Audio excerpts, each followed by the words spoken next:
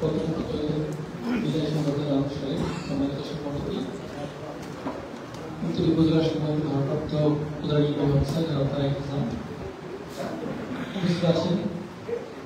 আমতলী উপজেলার সর্বস্তরের নাগরিক, বিভিন্ন দলের রাজনৈতিক নেতৃবৃন্দ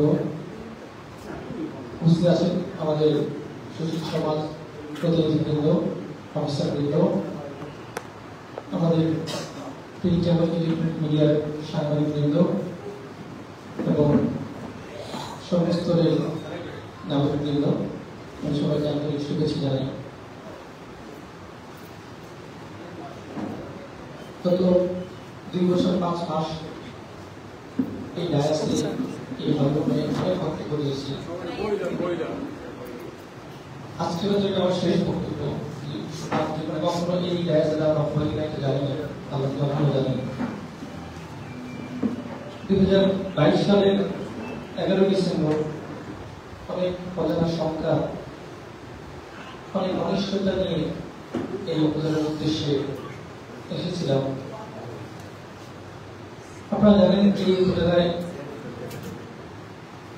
অর্ডার পাওয়ার পর আমাকে ঢাকা থেকে 3 মাস পর্যন্ত লিজ দেয়নি, মানে বরিশালে বা আমতলীতে আসতে দেওয়া হবে না, এরকম একটু সিদ্ধান্ত নিয়েছিল। কিন্তু আল্লাহ তাআলার ফায়সালা ছিল, এখানে আসার যে কারণে আল্লাহ দিয়েছিলেন।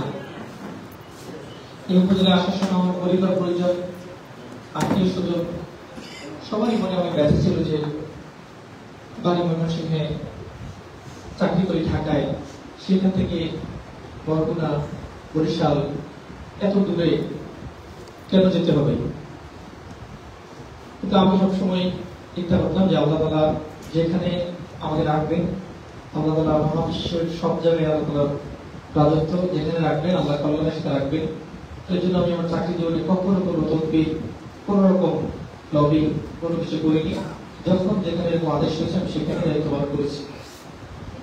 2022 সালের 11 ডিসেম্বর আমরা এই উপজেলার উদ্দেশ্যে আসি। আসার পথে রাস্তায় একটি অ্যাক্সিডেন্টের কারণে টেকেরহাট ছাগলছিলা নামক বাস স্ট্যান্ডে একটা অ্যাক্সিডেন্ট হয়েছিল, যে কারণে লম্বা জ্যামের সৃষ্টি হয়েছিল এবং অনেক দেরি হয়েছিল আসতে। এসে মোটামুটি পৌঁছাতে দুপুরের পর হয়ে যায়।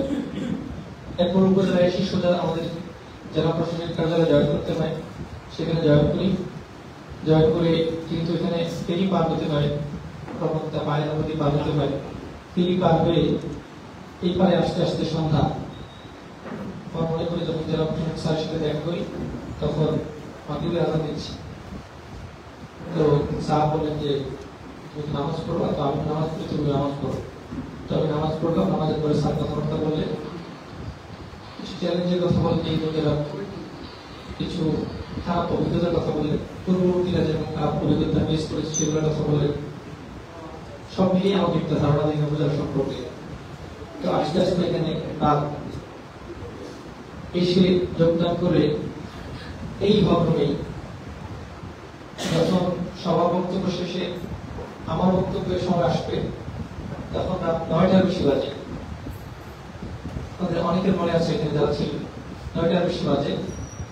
তো সেই সময় আমি এখানে বক্তব্য দিই। বক্তব্য দেওয়ার পরে আমি যার কাছ থেকে দায়িত্ব নিয়েছিলাম এসএম সাদিক তানভীর স্যার দায়িত্ব বুঝিয়ে স্যার রাতেই চলে যান। তো স্যারকে বিদায় দেওয়া হয়। আমি প্রথম জয়েন করি, স্যারকে বিদায় দেওয়া হয়। তো সেই সময় স্যার বিদায় নিতে রাত 11:30 বা 12টা এরকম বেজে গেছে। তখনও পর্যন্ত কিন্তু মানুষজন আছে, বসে আছে। তো অনেক অজানা সংখ্যা, অনেক অনিশ্চয়তা নিয়ে আমি আসলেও শুধু এইটুকু দেখি আমি অবাক হয়ে গেলাম যে একটা উপজেলার মানুষ রাত 10টা-12টা পর্যন্ত যদি বসে থাকে অফিসারকে বরণ করার জন্য, বিদায় দেওয়ার জন্য, এই উপজেলাতে এত খারাপ হতে পারে না যত খারাপ চলে আসছে। যত অনিশ্চয়তা আমাকে দেখানো হয়েছে, চ্যালেঞ্জ দেখানো হয়েছে, এত খারাপ হওয়ার কথা না, নিশ্চয়ই কোনো ঝামেলা আছে। এরপর একজন সাবেক উপজেলা নির্বাহী অফিসার আমাকে ফোন দেয়। 2 দিন পর ফোন দিয়ে আমাকে বলে যে শুনেছি তুমি ধার্মিক মানুষ, কিন্তু তোমার কপালে এমন স্টেশন কেন পড়লো আমি জানি না। এইখানে তো তুমি তোমার ওয়াইফ ছাড়া আর কাউকে শুভাকাঙ্ক্ষী পাবা না।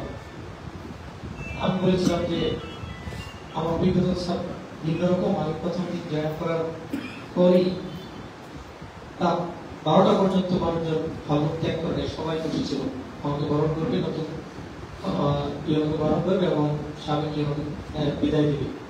তো যারা সারাদিন রাত বসে থাকতে পারে কিন্তু ইয়নোর জন্য, আমার বিশ্বাস এখানে আপনি যেমন ভাবতেছেন এতটা খারাপ অবস্থা করার কথা না ইনশাআল্লাহ। আমার মামা শ্বশুর এসেছে বেড়াতে, উনি অনারপুর থেকে রীতিমত আতঙ্কিত হয়ে বলছি, এই উপজেলায় দেখছি যে অনারপুরের কাছে কেউ 8 মাস 10 মাস 6 মাস 1 বছর, তো বছরে একবার দুইবার এই ব্যবস্থা চেঞ্জ হয়, এখানে কিভাবে কাজ করবো? তো আমি সবসময় আল্লাহ তাআলার উপর ভরসা করি। মামা শ্বশুরকে বলেছিলাম দোয়া করেন, আল্লাহ যেহেতু এনেছেন দেখি কি হয়। আজকে সেই 1-2 দিন 1-2 সপ্তাহ 1-2 মাস 1-2 বছর পার হয়ে প্রায় 2.5 বছর সময় আপনাদের সাথে আলোচনা আমাকে কবুল করেছেন, এখানে আমি কাজ করেছি আপনাদের জন্য। আসলে একজন অফিসার যত ভালো হোক, সে যাদের সেবা দিবে তারা যদি ভালো মানুষতা না হয়, তারা যদি সহযোগিতা না করে, তার এই ভালো অফিসার হওয়াটা খুব বেশি সুখকর পরিণতি বয়ে আনতে পারবে না। আমি গতকাল রাতে অফিসার্স ক্লাবে বলেছিলাম আমি পৃথিবীর সবচেয়ে ভালো ড্রাইভার, আমি ফর্মুলা 1 ড্রাইভার,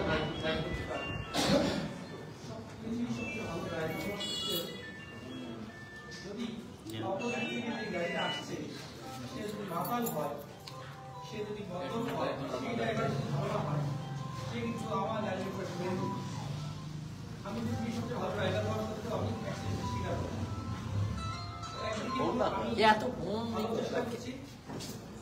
চেষ্টা করছি এলাকার মানুষকে ভালো সেবা দেওয়ার, কিন্তু সেবা প্রার্থী বা এলাকার নাগরিকরা তারা যদি ভালো মানুষটা না হয়, তাহলে কিন্তু আমার বিপদ হতে বা ভালো সেবা দেওয়া সফল হতে অনেক বেগ পেতে হবে। আমি মনে করি যে 2.5 বছর আমাকে 3-4 দিন আগে আপনাদের সাংবাদিক বলেছি স্যার, এমন নাই যাদের বিষয়ে আমরা রিপোর্ট করতে পারি, এমনকি পারিবারিক বিষয়ে নিয়ে রিপোর্ট করতে পারি, আমাদের রিপোর্ট করতে হয়েছে। 2.5 বছরে আপনাকে নিয়ে এখন রিপোর্ট করতে পারলাম না।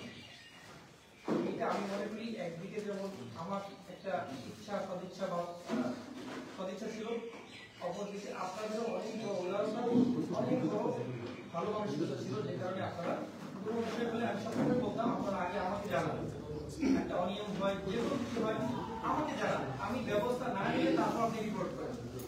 আল্লাহ তাআলার রহমতে আমাদের কাছে আমাদের নলেজে এসেছে কোনো আমার এর মধ্যে জিনিস, সেটা যদি আমাকে কেউ জানিয়েছে, হোক হোয়াটসঅ্যাপে, ফেসবুকে, এমনকি ফেসবুকে কমেন্ট করে অনেকে আমাকে ট্যাগ করে, আমি লাইক কমেন্ট কিচ্ছু দেই না, প্রত্যেকটা কমেন্ট আমি দেখে সেটা কোন দপ্তরের সাথে সম্পর্কিত, কার সাথে সম্পর্কিত, সাথে সাথে আমি তার সাথে যোগাযোগ করি। আজকে একজন বলেছেন রাত 12টার পরে ফোন দিয়েছি, কাজী সাহেব বলেছেন 12টার পরে ফোন দিয়েছি স্যার, 15 মিনিট পরে ঠিকই ব্যাক করেছেন। বা আমি 12টা না, যদি রাত 3টার কাল ফোন আসতো, আর যদি আমি কলটা কোনো মিস না হতো, একটা হলো ঘুমন্ত অবস্থায় কল টের পাইনি, এরকম যদি না হতো, 3টা হোক 2টা হোক যখনই হোক আমি চেষ্টা করতাম ওইটা একটা রেসপন্স করার জন্য। অগ্নিকাণ্ডের ঘটনা হলে সরকারে যাওয়া, ফায়ার সার্ভিস পাঠানো, যে কোনো রকম ডাকাতের ঘটনা হলে নিচে যাওয়া, থানায় জানানো অথবা আমার আনসার নিয়ে যাওয়া, যে কোনো বিষয় যদি আমার নলেজে আসছে তা আমি সবসময় চেষ্টা করেছি যে একটা প্রতিকার দেওয়ার জন্য। এমন সুযোগ হয়েছে যে কর্মকে কোনো ভিআইপি স্যারের সঙ্গে বসা, শুধু ওই সময়টাতে আমরা ফোন রিসিভ করি না, কারণ মেসেজ দিতাম যে এখন মিটিং আছে বা এরকম আছে, এই এরকম অবগত করতাম। তো আমি বলবো যে আমি আপনাদেরকে যেটুকু চেষ্টা করেছি তা অসংখ্য গুণ বেশি আপনারা আমাকে দিয়েছেন। কবি হেলাল বলেছিল আমি আর কতটুকু পারি, এর বেশি পারি না। আর এই কথাটা আপনাদের জন্য প্রযোজ্য যে মানুষ মানুষের কতটুকু ভালোবাসতে পারে, মানুষ মানুষকে কতটুকু কৃতজ্ঞতা জানাতে পারে, ভালোবাসা দেখাতে পারে। আমার মনে হয় যে আন্তরিক পর্যায়ে কাজ করতে না আসলে আমি এটা অনুভব করতে পারতাম না। 2016 সালে চাকরি থেকে উদ্ধারের পর সিলেট বিভাগ, ঢাকা বিভাগ, সিলেট জেলা, কিশোরগঞ্জ জেলা, ঢাকা জেলা, এরপর আপনাদের এই আন্তরিক আশা আমি প্রত্যেক জায়গায় একটা পরিস্থিতি এখানে কি বলবো, আমি আমার অর্ডার হয়েছে ডিসেম্বর মাসে, এই 4.5 মাস পর্যন্ত যে স্যারটা রিলিজ করতে পারতেছে না, কিন্তু আপনাদের এই ভালোবাসা, আপনাদের মানববন্ধন, আন্দোলন, সংগ্রামের কারণে এটা আমি চিন্তাও করতে পারি না যে আমি তো আমার চাকরি করতে যখন যেখানে অর্ডার হয়েছে, আজকে অর্ডার হলে কালকে রিলিজ কালকে চলে কখন আমি চিন্তাই করি না যে এটা ক্যান্সেল করবো, এই করবো, সেই করবো। আমার জীবনে কখনো এরকম কোনো ঘটনা নাই, মোবাইল ফোনেও নাই, সরাসরিও নাই। কিন্তু আমি এই আন্তরিকতা দেখলাম যে ইংরেজিতে বলে নো স্টোনস আনটার্ন, মানে কোনো কিছু বাদ রাখেনি মানুষ। কার কাছে যাওয়া লাগবে, যার কাছে যাওয়া সম্ভব সবার কাছে এরকম গিয়েছে। আসলে আল্লাহ তাআলা রিজিক যে প্রতি রাখবেন এর বেশি এক সেকেন্ডও মানুষের থাকার সুযোগ নেই, স্টেশন না, দুনিয়াতে থাকার সুযোগ নেই। কেউ যদি আল্লাহ দুনিয়াতে হায়াত যখন দুনিয়া রাখেন ঠিক ততক্ষণ এসে থাকবে, এক সেকেন্ড সুযোগ বেশি নেই। কিন্তু আপনাদের দিক থেকে এই যে একটা আকুতি, এটার বদলা, এটার বিনিময় দেওয়ার মানে যোগ্যতা আমার সীমাবদ্ধ সক্ষমতার মধ্যে আমি মনে করি আমি পারবো না। আপনাদের অনেকের মেসেজ, আপনাদের অনেকের মেসেজ, আমি মেসেজ করতে গিয়ে চোখের পানি ঝরাতে হয়েছে, এমন অনেক মেসেজ আমি করেছি আপনাদের। কারণ সবচেয়ে বেশি একান্ত কথাগুলো মানুষ মেসেজই লেখে, পাবলিক বক্তৃতা এগুলো বলা যায় না, আর মানুষের সামনেও বলা যায় না। এমন এমন কিছু মেসেজ আমাকে আন্তরিক নাগরিকগণ লিখেছেন, আমি নাম বলছি না কারণ আমার ওই মেসেজের কারণে আমি আমার চোখে পানি এসেছে, এমনকি আমার বাসায়ও এটা করার পরে চোখে পানি এসেছে তাদের। আসলে চোখের পানির বিনিময়ে আমাদের মতো এই ক্ষুদ্র যোগ্যতা দিয়ে দেওয়া সম্ভব না। আমি হয়তো আপনাদের জন্য কি করতে পেরেছি, একটি উপজেলায় একজন উপজেলা নির্বাহী অফিসার বা প্রশাসন ক্যাডারে কর্মকর্তা, তাদের হাতে মোটামুটি এখতিয়ার থাকে যে কোনো দপ্তরে কাজে এরকম হেল্প করা বা নির্দেশনা দেওয়া, কিন্তু সরাসরি নিজের হাতে খুব বেশি কিছু থাকে না। দেখা যায় যে প্রত্যেক দপ্তরের সমন্বয়ের একটা দায়িত্ব পালন করা হয়। তো আমি আপনারা আসতেন, আমি আপনাদের কথা শোনার চেষ্টা করতাম, কথা শুনে চেষ্টা করতাম এটা যে দপ্তর সংশ্লিষ্ট তাকে একটু নির্দেশনা দেওয়া বা তাকে একটু বলে দেওয়া বা কাজটা একটু দ্রুত হওয়া। কিন্তু এটার জন্য আপনারা যা করেছেন, আপনারা যে ভালোবাসা বিনিময় হিসেবে দিয়েছেন, আসলে এটার মূল্য দেওয়ার কোনো যোগ্যতা পৃথিবীর কারণ নাই। আমি গত 2-3 দিনে প্যারাল প্রোগ্রামগুলোতে বলেছি যে ভালোবাসা এটাও আল্লাহ করেছে, এটা সবার ভাগ্যে থাকে না। আজকে বীর মুক্তিযোদ্ধাদের সংবর্ধনা মাসে আমাদের বীর মুক্তিযোদ্ধা আমিনুল ইসলাম তালুকদার সাহেব বলেছিলেন তাদের সাথে আমাদের কোনো লেনদেনের সম্পর্ক নাই। বাস্তবে যদি সম্পর্ক কারোর সাথে লেনদেনের হয়, সেই লেনদেনে টান পড়লেই সম্পর্ক নষ্ট হয়ে যায়। তা আমি পরপর 2টি সরকারের সময়ে এতটুকু আস্থা আমার প্রতি আন্তরিকবাসী রেখেছে, এটার কৃতজ্ঞতা আমার দ্বারা প্রকাশ করা সম্ভব না। কারণ আপনারা দেখেছেন 5 আগস্টের বিপর্যয়ের সময় অনেককে অনেক রকম বিপর্যয় পরিস্থিতির মধ্যে দিয়ে যেতে হয়েছে, কিন্তু আন্তরিকতে আপনাদের ভালোবাসার কারণে, আপনাদের আস্থার কারণে বিপর্যয়ের পরিস্থিতিতে তো কাউকে যেতে হয়নি, উল্টো আমরা মানুষের বিপর্যয় দূর করার জন্য কাজ করতে পেরেছি। কাউকে এরকম পালিয়ে যেতে হয়নি, ক্যান্টনমেন্টে যেতে হয়নি, ওয়ার্ল্ড কাপ পালাতে হয়নি, বরং দেখা গেছে যে আমাদের অফিসাররা চেষ্টা করেছে যে 5 আগস্টের পরে যেন মানুষের জানমালের নিরাপত্তা অক্ষুণ্ণ থাকে, এই জন্য রাস্তায় নামতে পেরেছে। আমাদের এখানে উপজেলা বিএনপি, জামাত ইসলামী, ইসলামী আন্দোলন, আমাদের বৈষম্য ছাত্র আন্দোলন, গণ অধিকার পরিষদ, কোন দল করবেন, সরাসরি রাস্তায় নেমে হেল্প করেছে।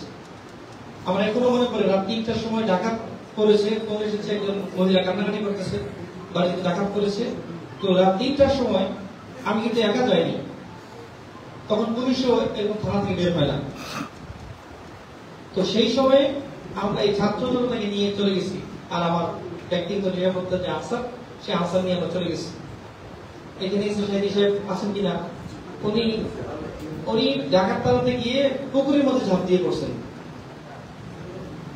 এরপর দোতলায় উঠে গেছে, গাছ উঠে গেছে। এই যে মানুষের একটা অদম্য শক্তি, এই যে মানুষের আমি বলবো যে ভালোর পক্ষে মন্দের বিপক্ষে যে এই যে একটা আগ্রহ, এটার কারণে কিন্তু অনেক কাজ সহজ হয়ে গেছে। আসলে ফোর্স দিয়ে, বাহিনী দিয়ে খুব বেশি কন্ট্রোল করা যায় না। যদি বাহিনী দিয়ে কন্ট্রোল করা যেত তাহলে পৃথিবীর কোন স্বৈর শাসকের কথা হতো না, কারণ বাহিনীগুলো তাদের নিয়ন্ত্রণে থাকে না বলেন।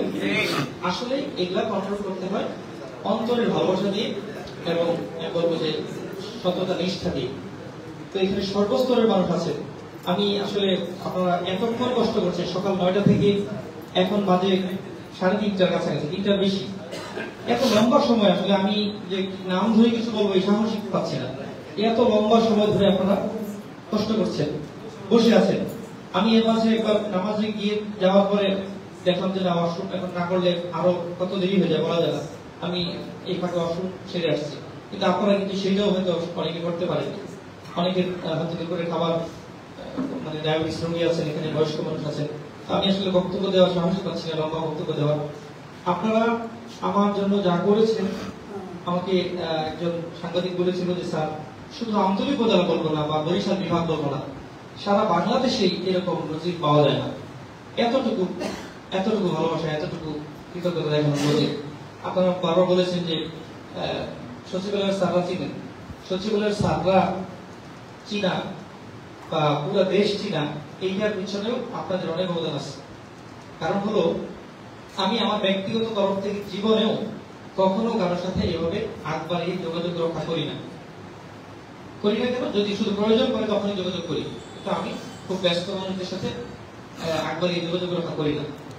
তো আপনাদের, আমি বলবো যে আপনাদের যে আকুতি, আপনাদের যে আন্দোলন, আপনাদের সংগ্রাম, মানববন্ধন, এইগুলোর প্রভাবে আমাকে যে কত জায়গা থেকে ফোন আসছে, আর্মি থেকে ফোন দিচ্ছে, বিলকুল চিনি না, আমাকে চিনি না, আমিও তাকে চিনি না, নৌবাহিনী থেকে ফোন করছে, আমাদের সচিবালয় থেকে অভিযুক্ত সচিব স্যার, বিভিন্ন ধরনের মানুষ, অবসরপ্রাপ্ত মানুষ, বর্তমান চাকরিজীবী মানুষ ফোন করে বলেছে যে আপনাকে নিয়ে একটা রিপোর্ট দেখলাম, একটা ভিডিও দেখলাম, তো এই জন্য একটু ভাবলাম আপনাকে একটা সালাম দিই। একেবারে অচেনা মানুষ। এখনো অনেক কল আছে, আমার হোয়াটসঅ্যাপে শত শত মেসেজ আছে, শত শত। আমি দেখলাম সিম করার মতো সময় পাচ্ছি না। গতকাল রাত প্রায় 3টার বেশি বেজে গেছে। তো আজকেও কতক্ষণ লাগে আল্লাহ ভালো জানেন। তো হয়তো একেবারে যখন আমতলী ছেড়ে যখন একেবারে এলাকায় যেতে পারবো, গিয়ে একদিন দুদিন একটু ফ্রি বসতে পারবো, তখন এসব মেসেজে রিপ্লাই দেওয়ার সুযোগ হবে। ফেসবুকে এটা আসলে অহংকার না, আমার নিজেরই ভাবতে কষ্ট লাগে যে অনেকেই লিখছেন, শত শত মানুষ লিখছেন, কিন্তু আমি হয়তো একটু লিখতে পারিনি, আপনাদেরকে কৃতজ্ঞতা জানাবো সেই লেখার বিপরীতে আমি পারি নাই।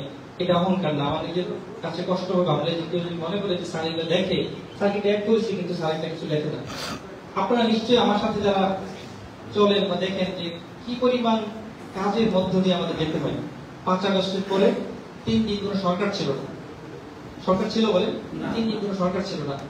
এরপর সকল দায়িত্ব, পরিষদের দায়িত্ব, পৌরসভার দায়িত্ব, সকল শিক্ষা প্রতিষ্ঠানের দায়িত্ব, তো এই যে এতগুলো দায়িত্ব আসে, শুধুমাত্র উপজেলা নির্বাহী অফিসার এই পদের দায়িত্ব পালন করতেই মানুষকে গলত ধর্ম দিতে হয়। এরপর সাথে যখন পৌরসভার মতো বড়, এটা আবার প্রথম শ্রেণী পৌরসভার মতো বড় দায়িত্ব আসে, শতাধিক শিক্ষা প্রতিষ্ঠানের দায়িত্ব আসে। তো একটু চিন্তা করে দেখেন যে আসলে সময় মিলে কিনা, 12টা 1টা কোনো ঠিক ঠিকানা নাই। আপনাদের এই আমতলী উপজেলা একমাত্র বাংলাদেশের সম্ভবত 15 থেকে 16টা উপজেলা আছে যেখানে কোর্ট আছে উপজেলায়। এই আমতলী উপজেলায় কোর্ট আছে। এই কোর্টের শুধু আমতলী উপজেলার কোর্ট, কিন্তু শুধু আমতলীর জন্য না, আমতলী তালতলী 2 উপজেলার কোর্ট হলো আমতলীতে। তো এই 2 উপজেলার যত এবং নির্বাহী আদালতের মামলা সব কিন্তু আমাদের কোর্ট করতে হয়। আগে সপ্তাহে 2 দিন করতাম, সোমবার বুধবার। সরকার পতনের পরে দেখা গেছে যে আমরা সোমবার বুধবার পারছি না, এখন একদিন করি। আর সোমবার বুধবার পৌরসভায় সময় দিতে হয়, মঙ্গলবার আমরা কোর্ট করি। এই কোর্টে দুপুর 2টার দিকে কোর্টে ওঠার পরে মাগরিবের আজানও দিয়ে দিতে হয়, যেমন হয় দুপুরে খাবার মাগরিবের পরে দিতে হয়। কোর্টে তো আপনি শুধু শুনলেন, শোনার পরে আদেশগুলো লিখতে হয়, 2-3 পৃষ্ঠা 4 পৃষ্ঠা আদেশ লিখতে হয়। সেই আদেশ লিখতে হয় রাতে, লিখতে হয় ফজরের পরে। কারণ কি? কারণ অফিসে যে পরিমাণ মানুষের ভিড় থাকে, এইখানে মাথা খাটিয়ে আপনি আদেশ লিখবেন, একটা আইন সম্পর্কে মতামত দিবেন, বা একটা প্রতিবেদন লিখবেন, মাথা কাটানো বড় কোনো কাজ বসে করা যায় না। অনেক মানুষ থাকে, এগুলো করতে হয় বাসায়। তো আসলে নিজের ব্যক্তিগত সময় বলতে কিছুই নাই আমাদের জন্য, কিছুই নাই। তো তারপরে আমি অনেক ভয় করি, এই ভয় করি যে হাজার হাজার লাখ লাখ মানুষের স্বার্থ, লাখ লাখ মানুষের হক আমাদের সাথে জড়িত। জানি না কোন কর্মের খোঁজায় বা কোন কথায়, কোন কাজে কারো হক নষ্ট হয়েছে। যদি হাসরের মাঠে সেই হকের জন্য আমার সামনে দাঁড়ায়, তা আমার জীবনের সব নেক আমল চলে যাবে ওটা ফেস করার জন্য। আমি যেন সবসময় ভয় পাই যে আল্লাহ বান্দার হক যেন আমার দ্বারা নষ্ট না হয়, নষ্ট হয়ে গেলে আল্লাহ আমাকে এই হক পুরো করার তৌফিক দিয়ে, আর যদি পুরো করতে না পারি আপনার পক্ষ থেকে ওই বান্দাকে বদলা দিয়ে আমাকে মাফ করে। এটা আমি সবসময় আল্লাহর কাছে বলি। একটা নির্বাচন হয়েছে, আপনারা দেখেছেন নির্বাচনে কত কত মুখী ঝামেলা থাকে। নির্বাচনে আমি প্রিজাইডিং অফিসারের লিস্ট একদম নিজের হাতে টাইপ করতাম কেন, যে অনেক রকম দুষ্কৃতিকারী খোঁজে প্রিজাইডিং অফিসার কে কোন কেন্দ্রে কে দায়িত্ব পালন করবে, এগুলো দিয়ে তারপর তাকে প্রভাবিত করবে, কিন্তু আমরা সেই সুযোগ দিইনি। আমরা চেষ্টা করেছি সর্বোচ্চ রকম স্বচ্ছতার সাথে করার জন্য। তো এটা সম্পূর্ণভাবে আমরা তারা তৌফিক। আমি 2.5 বছর আগে এই উপজেলায় যতটা সংখ্যা নিয়ে এসেছিলাম, যতটা অনিশ্চয়তা নিয়ে এসেছিলাম, 2.5 বছরে অনেক চ্যালেঞ্জ পেয়েছে আমাদের উপরে, অনেক। আপনারা জানেন আশ্রয় প্রকল্পে 767টা ঘরে উপজেলায় কি ভয়াবহ অবস্থা ছিল সেগুলো। তো আল্লাহর রহমতে আমরা অনেক কষ্ট হয়েছে, কিন্তু এটা সুন্দরভাবে দ্বিতীয়, তৃতীয়, চতুর্থ, পঞ্চম, এই 4 পর্যায়ে সমাপ্ত সুন্দরভাবে আমরা সম্পন্ন করতে পেরেছি। ঘূর্ণিঝড় নিমাল গিয়েছি, ঘূর্ণিঝড় নিমালে 6,500 বেশি মানুষকে ত্রাণ দিতে হয়েছে। আমাদের কয়েকটা ইউনিয়নে বেশ কয়েকটা ওয়ার্ড পালিত হয়েছে। আমরা আল্লাহর রহমতে একটা ত্রাণ বিতরণ নিয়ে কোন রকম কোন অনিয়মের অভিযোগ মিডিয়া তো দূরের কথা, আড়ালে কেউ কখনো বলেনি। আমরা সর্বোচ্চ চেষ্টা করেছি যতগুলো ইভেন্ট আমাদের সামনে আসছে সবগুলোই যেন এরকম মানুষের অধিকার প্রতিষ্ঠা হয় স্বচ্ছতার সাথে, যেন আমরা করতে পারি। তো আপনাদের এই উপজেলাবাসী এখানে আসলে মানে কার কথা বলবো বলে, হোক একজন রাজনৈতিক নেতা, হোক একজন সাংবাদিক, হোক একজন এনজিও কর্মী, হোক একজন শিক্ষক, বা কি বলবো একজন সাধারণ নাগরিক, এমনও মানুষ আছে বরিশাল থেকে হেঁটে আসছেন, বলে স্যার আপনি কি করে আসছেন? আপনাকে দেখতে আসছি। এই যে আপনাকে দেখতে আসছি, এটা বলার পরে কি চোখের পানি ধরে রাখা যায়? আমি তার জন্য কি করেছি যে সে আমাকে দেখতে আসছে? এটা বলবো যে আল্লাহ প্রদত্ত রিজিক, আল্লাহ প্রদত্ত ভালোবাসা। শুধু দেখে সে চলে যাচ্ছে। অনেক বৃদ্ধ মানুষজন আসতেন, কোনো কারণ নেই, শুধু আপনাকে দেখতে আসছে। আমি আসলে অনেকের অনেক চাওয়া পাওয়া পুরো করতে পারি না, কারণ আমাদের সামর্থ্য বড় সীমিত। এই উপজেলায় টিউবওয়েলের জন্য হাহাকার। এক একটা টিউবওয়েল আমাদের এলাকায় মাত্র 60 ফিট গভীরে উত্তরে গেলেই টিউবওয়েলের পানি ওঠে, আর এখানে 1200 ফিট গভীরে যেতে হয়। এক একটা টিউবওয়েল বসাতে 1 লাখের বেশি টাকা খরচ হয়। বরাদ্দ আসে 50টা, আবেদন 2000। বলেন এই যে অসীম অভাবকে সীমিত সম্পদ দিয়ে এই যে এটা ম্যানেজ করা সহজ বিষয়? অনেক কঠিন বিষয়। অনেকে এরকম আবেদন দেখছি, দেখার পরে আমি মনে মনে কষ্ট পাইছি যে আসলে কিছু করতে পারবো না, কিন্তু বলছি যে রেখে যান, যদি কখনো বরাদ্দ পারে চেষ্টা করবো আমরা সেটাকে করার জন্য। তারপর আমরা যখন বরাদ্দ আসতো এগুলো নিয়ে বসতাম, কোনটা সবচেয়ে বেশি জনস্বার্থে সেগুলোকে আমরা প্রাধান্য দেওয়ার চেষ্টা করতাম। এর প্রত্যেকটা ক্ষেত্রে এরকম আমাদের বরাদ্দের সাথে মানুষের চাহিদার প্রবলতা অনেক বেশি, গ্যাপ অনেক বেশি, কিন্তু আপনাদের সহযোগিতার জন্য আমরা আল্লাহ আমাদের সফল করেছেন যে আমরা কোন রকম কোনো ঝামেলা ছাড়া এইগুলো কাজগুলো আমরা করতে পারছি। এখনো আপনাদের জন্য অনেক সুসংবাদ আছে, আমাদের অনেক অসম্পূর্ণ কাজ আছে যেগুলো আপনারা অতি দ্রুত দেখতে পাবেন ইনশাআল্লাহ। আপনারা জানেন যে চৌরাস্তায় আমরা একটা রাউন্ডেবল তৈরি করা, এটা সম্পূর্ণ কুয়েটের একজন আর্কিটেক্ট দিয়ে সেটা ডিজাইন করি, প্রকল্প সব করে গেছি। কাজটা আমরা শুরু করতে পারিনি, কারণ রোডসে মানে সড়ক বিভাগের একটা অনাপত্তি লাগে, কারণ এটা যেহেতু হাইওয়ে, ঢাকা হাইওয়ে, তো এখানে একা আমরা করতে পারি না। আমরা ডিজাইন সবকিছু করে রোডসকে দিয়েছি। তো রোডস একটি ডিভিশন থেকে একটা অনাপত্তি দিলেই আমরা কাজ শুরু করতে পারবো। তো আমি শুরু করে যেতে পারিনি, কিন্তু আঞ্চলিক মানুষ সুফল পাবে, এটা আমার জন্য বড় পাওয়া। আমাদের এই মসজিদটা একটা উন্নয়নের জন্য আমরা খুব সুন্দর ডিজাইন করেছিলাম, সেটাও আমরা করে দিয়ে গেছি। আপনারা হয়তো এই মাসে দেখতে পাবেন ইনশাআল্লাহ। পৌরসভার অনেকগুলো কাজ, ট্রেন, রাস্তা, কালভার্ট, হ্যাঁ এরকম বিষয়ে আমরা 42টা প্রকল্প তো আপনারা দেখেছেন মনে হয়, গত পরশুদিন উদ্বোধন করেছি, দেখেছেন কি আপনারা? আচ্ছা, এগুলোর কাজ হয়তো এই মে মাসের মধ্যে না, হয়তো এই সপ্তাহের মধ্যে শুরু হবে ইনশাআল্লাহ। এছাড়াও আমাদের ইউনিয়ন পর্যায়ে যত বিষয়গুলো ছিল, আপনাদের হলদিয়া ইউনিয়নের ব্রিজ ভেঙে 9 জন মানুষ এরকম নির্মম ভাবে এরকম তারা মারা গেছে। তো সেই বিষয়ে আমরা আপনাদের এলাকার সন্তান আশিস স্যার আছেন, প্ল্যানিং কমিশনের স্যারের সাথে বারবার যোগাযোগ করে, এলজিডিতে যোগাযোগ করে, আপনারা জানেন যে বরিশাল বিভাগে, পুরো বিভাগে যে একটা বীজ আসছে, অর্ধেক আন্তর্জাতিক, বাকি অর্ধেক পুরো বিভাগে। পুরো বিভাগের 41 উপজেলায় যা আসছে, আন্তর্জাতিক 1 বেশি আসছে, কারণ আমরা বারবার তদবির করেছি যে এই বীজগুলো ভেঙে গেছে। এই ব্রিজ ভাঙার তদন্ত নিয়ে আমাদেরকে অনেক বেশি চাপের মুখোমুখি হতে হচ্ছে, কিন্তু আমরা আমাদের জায়গা থেকে নড়িনি। আমরা বলেছি না, নির্মাণের ত্রুটি থাকলে এটা উল্লেখ করতেই হবে। 1 মাস পর্যন্ত আমার প্রেশার আসছে, কিন্তু আমার জায়গা থেকে নড়িনি। আল্লাহ আমরা সঠিক তদন্ত আমরা করে দিয়েছি। তো এরকম অনেক জিনিস, অনেক বলবো যে এই আমাদের অফিস আসলে এই ভবনের পিছনে আমরা কাজটা গ্রেড করা হয়েছে, কিন্তু বাকি কাজ হয়তো সামনে সম্পন্ন হবে। অনেক অনেক কাজ এরকম আছে যেগুলো আমরা হাত দিয়েছি, কিন্তু আসলে প্রশাসন যখনই বদলি হবে কিছু কাজ অসম্পূর্ণ থাকবেই। সব সম্পূর্ণ করে যাওয়ার জন্য এটা অসীম হায়াত লাগবে, এটা সম্ভব না। তো এগুলা কাজ এক সময় সম্পন্ন হবে। আমি আপনাদের প্রতি একটা আহ্বান রাখবো, আপনারা যে দায়িত্ব পালন করুন, এখানে ডাইরেক্ট আছে, আপনারা নিশ্চয়ই তাকে জানেন যে সহকারী কমিশনার ভূমি হিসেবে সে কতটা সততা এবং নিষ্ঠার সাথে কাজ করে। এটা আমার বলার কিছু না, মানুষ ভালো কাজ করলে যে সাক্ষী সেবা প্রার্থী জনগণই দেয়। তো আপনারা তাকে চিনেন, গত 1 বছর থেকে দেখছেন। তো আপাতত তার হাতে কিছুদিন দায়িত্ব থাকবে, তারপর নতুন ইউনো সে ওখান থেকে রিলিজ পাওয়ার পরে হয়তো জয়নিং টাইম পার করে সে এখানে আসবে। তো আপনারা আমার কাছে যেভাবে আসছেন তারেকের কাছে সেইম ভাবেই যেতে পারবেন, কোন রকম কোনো সংকোচ, কোনো দ্বিধা নাই। কারণ একজন এসিডেন্ট সৎ হওয়া এটা একটা এলাকার জন্য সৌভাগ্যের বিষয়। অনেক জায়গায় দেখা যায় যে মানুষজন এটা পায় না। আপনাদের ম্যাজিস্ট্রেট, এইখানকার কোর্টের ম্যাজিস্ট্রেট, মানে একজন গত আগের ম্যাজিস্ট্রেট ছিলেন আরিফ ভাই, উনি বলতেন যে আমার মনে হয় আন্তর্জাতিক এমন কোন লোক আছে যার দোয়া ভুল হয়, মানে কিভাবে এখানে এরকম সৎ সৎ অফিসাররা আছে। এটা আসলে আপনাদের জন্য একটা সৌভাগ্যের বিষয়। আপনারা আমার সহযোগিতা যেমন পেয়েছেন, তারেকের কাছ থেকে সমপরিমাণ সহযোগিতা ইনশাআল্লাহ পাবেন। পরবর্তী যে আসবে আপনারা চেষ্টা করবেন যে তাকে সর্বোচ্চ সহযোগিতা করার জন্য। কারণ হলো যে আপনাদের সহযোগিতা ছাড়া এখানে ভালো কাজ কঠিন না, খুব কঠিন হবে। আমরা জেলা প্রশাসনে আমাদের সাদা ছিলেন 2.5 বছরে অনেক স্যার, 3 জন জেলা প্রশাসক স্যার পেয়েছি, অতিরিক্ত জেলা প্রশাসক স্যার পেয়েছি 10 জনের মতো। প্রত্যেক স্যারের আমি এত ভালোবাসার সহযোগিতা পেয়েছি। আপনারা দেখেছেন যে শুদ্ধাচার পুরস্কার, শ্রেষ্ঠ অফিসার পুরস্কার, এমনকি ইউনো অবস্থায় আমাকে শ্রেষ্ঠ এসিলেন্টের পুরস্কার দিয়েছে। মানে ইউনো অবস্থায় এসিলেন্ট হিসেবে ভারপ্রাপ্ত দায়িত্বে ছিলাম, সেই ভারপ্রাপ্ত দায়িত্বে আমাকে পুরস্কার দিয়েছে। তো এটা কাজ তো অবশ্যই, কাজের পাশাপাশি যদি সাবজেক্টের একটা ভালো ইয়ে না থাকে, সাবজেক্ট আপনাকে ভালো না জানে, তো ভালো কাজ করলে অনেক সময় দেখা যায় যে সেটা প্রতিদান আসে না। তো আমি সাবজেক্ট সহযোগিতা অনেক পেয়েছি, আপনারা সাবজেক্টের সহযোগিতা করবেন।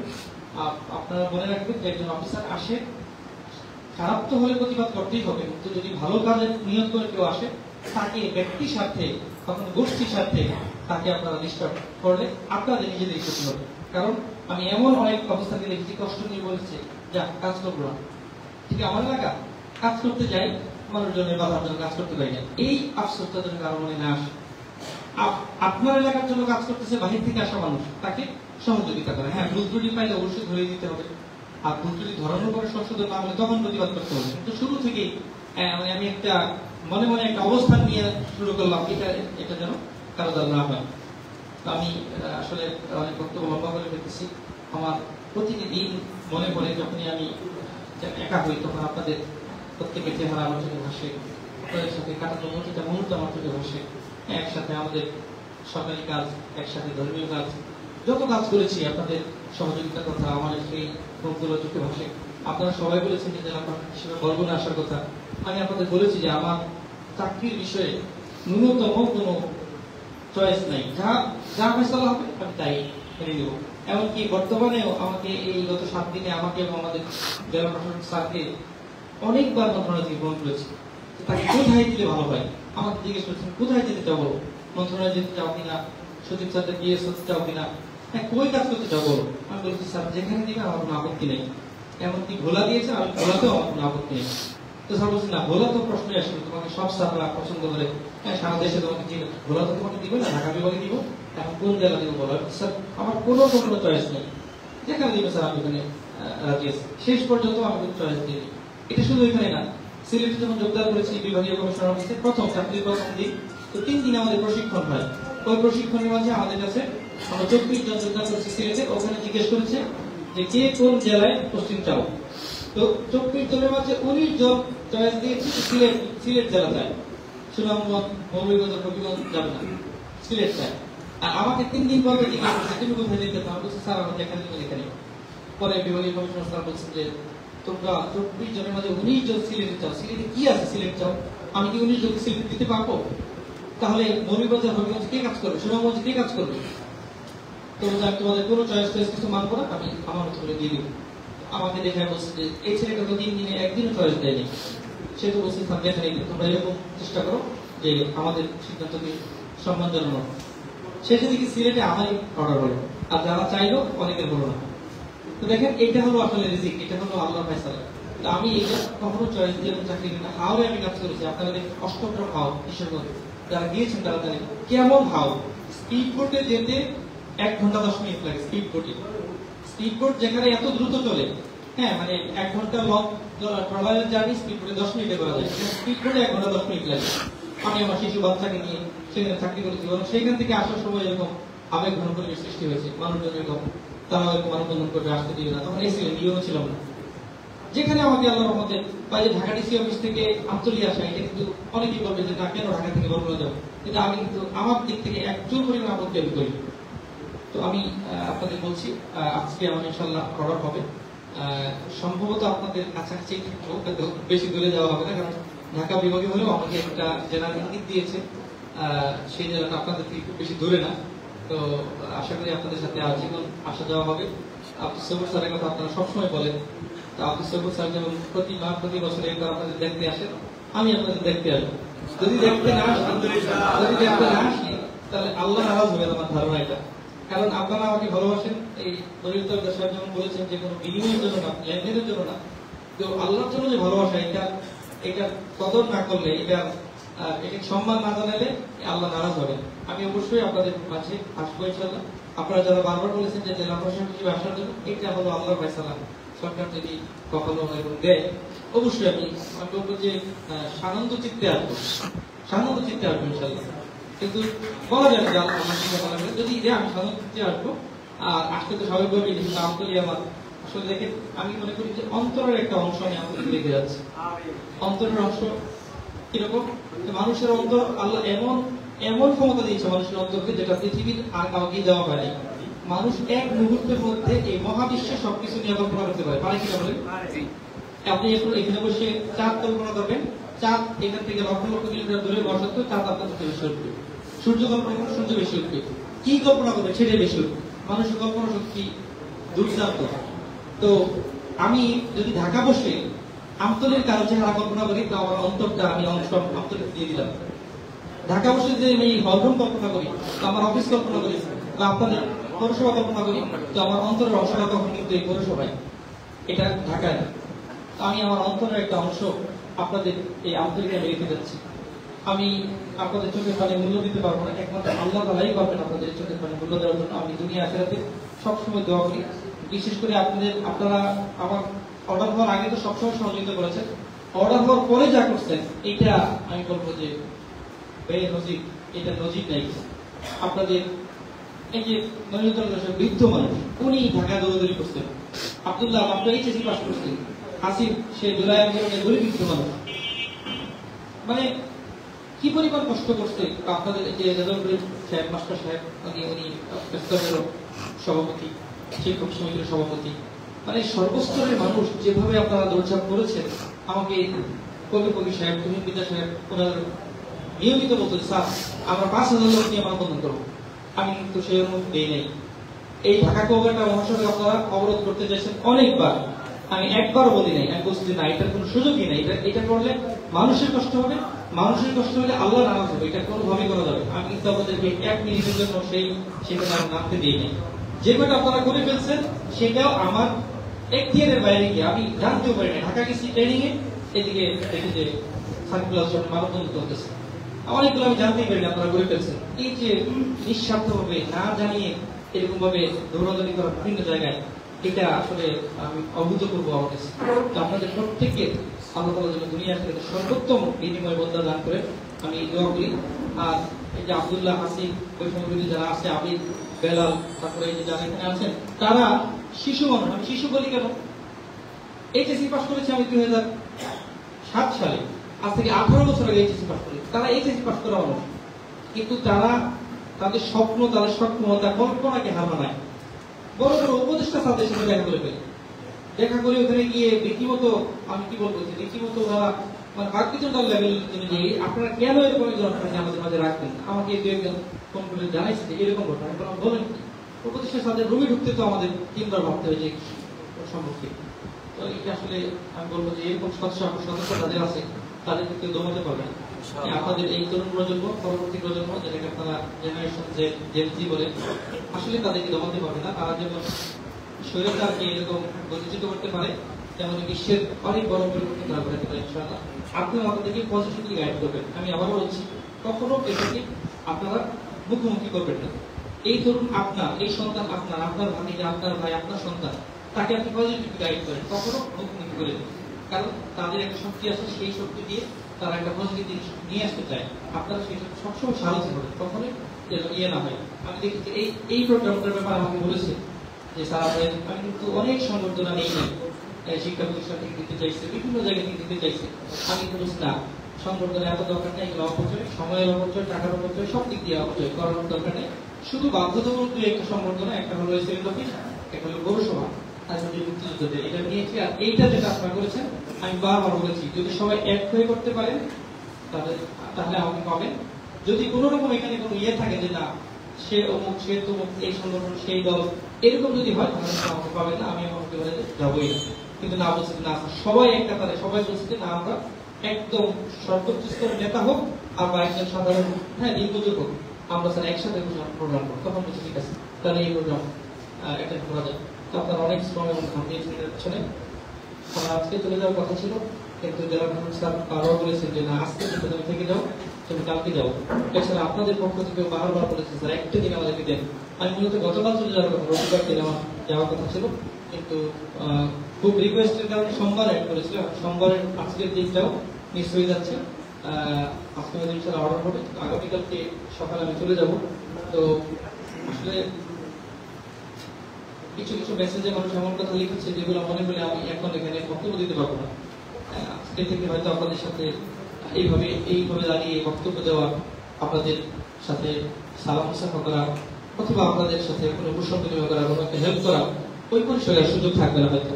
হয়তো আপনাদের সাথে ফোনে কথা হবে, হোয়াটসঅ্যাপে কথা হবে, আপনারা কোনো একটা অনুরোধ করবেন, আমি চেষ্টা করবো যে, কিন্তু আমার হাতে যে করে দিতাম, আমার হাতে আমি লিখে দিতাম, সেই সাইনিং জিনিসটা, সাইনিং পাওয়ারটা আমার চলে গেছে। কিন্তু ভালোবাসা পাওয়ার কোনোদিন যায় না। আপনাদেরকে যে আমি ভালোবাসি, আপনারা যে আমাকে ভালোবাসেন, এটা মহাকাল, মহাবিশ্ব, এগুলোকে অতিক্রম করে।